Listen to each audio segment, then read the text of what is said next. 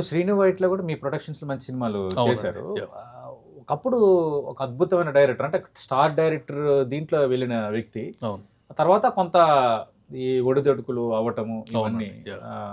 ఇప్పుడు శర్వానంద్తో next cinema announce కూడా చేశారు. ఏంటి sir Srinu వైట్లతో me bonding?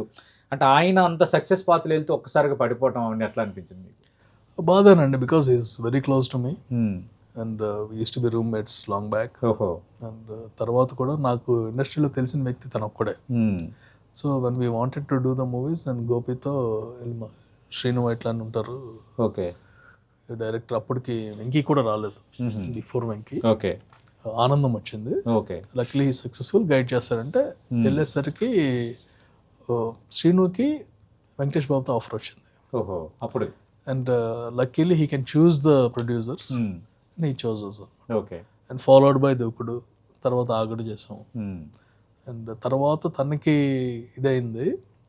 But at the same time నేను ఒకటి చెప్పగలండి, every director has his own mark in the industry. And ఇప్పుడు రాజమౌళి గారికి ఒక మార్క్ ఉంటుంది, త్రివిక్రమ్ గారికి ఒక మార్క్ ఉంటుంది, సుకుమార్ గారికి ఒక మార్క్ ఉంటుంది. And Srinu Vaitla mark is different.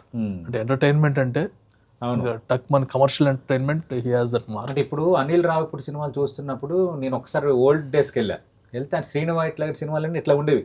అంటే వెళ్ళిన వెంటనే ఫ్యామిలీ అంతా పక్క నవ్వుకొని హ్యాపీగా బయటకు వచ్చి ఆ కామెడీ ట్రాక్స్ కానీ అవన్నీ చాలా బాగుండేవి. ఆ పాత్రలు కూడా గుర్తుండేవి. అట్లాగా ఏంటంటే ఒక సక్సెస్ఫుల్ డైరెక్టర్ ఒక్కసారిగా కొంత అది అంటే always felt that he should have stuck to his mark. అంటే మీ మార్క్ నే చాలా మంది ఫాలో అవుతున్నారు, సక్సెస్ అవుతున్నారు. And he need not deviate. Benchmark అయ్యాడు. డీవియేట్ అని he deviated little bit and he could not go there. And now the coming movie Srinu Vaitla mark movie అండి, అదిరిపోతుంది.